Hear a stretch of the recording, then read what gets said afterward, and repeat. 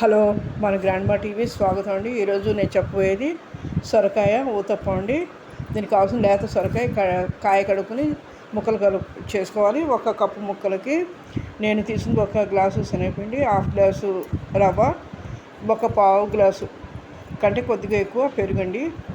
అదేవిధంగా నువ్వులు ఒక 2-3 స్పూన్లు, 3 పచ్చిమిరపకాయలు, కొత్తిమీర, ఒక గుప్పెడు కొత్తిమీర అండి, చిన్న అల్లం ముక్క, జీలకర్ర, వాము, అలా చెక్క, నిమ్మకాయ అండి.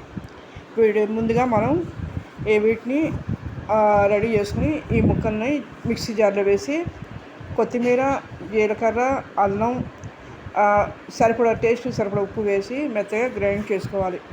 చేసుకుని ముందుగా ఒక గిన్నెలోకి రవ్వ, శనగపిండి, ఈ మిక్సీ పట్టిన పిండి వేసుకోవాలి. నేను రవ్వకి బొంబాయి రవ్వ వాడచ్చు, నేను మటుకు గోధుమ రవ్వ వాడాను. ఎందుకంటే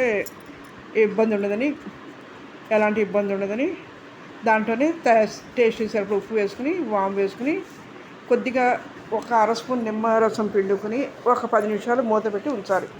తర్వాత మనం పొయ్యి వెలిగించుకుని పెనం కాలేసి దాని మీద కొద్దిగా నూనె వేసుకుని నువ్వులు వేసుకోవాలి. నువ్వులు ముందు నేను వేసాను కానీ మొత్తం స్ప్రెడ్ అయ్యి అలా అవ్వకుండా ఉండాలంటే నువ్వులు వేసిన వెంటనే పెనం మీద ఈ పిండి వేసేయాలి. అడికి వేసి బాగా కలిపి ఈ పిండి వేయాలి. పిండి స్పైసీగా బాగా వస్తాయి. ఇది తర్వాత రెండోది వేసింది, ఇప్పుడు ఇది కనిపించేది, ఇది బాగా వచ్చింది. ఎందుకంటే దానికి అంటుకుని బాగుంటాయి. టేస్ట్ మటుకు సూపర్గా ఉంటుంది. చలవ చేసింది వేసవికాలంలో. చిన్నపిల్లలకి, పెద్దవాళ్ళు ఎవరైనా తినచ్చు. చాలా హెల్తీ ఫుడ్.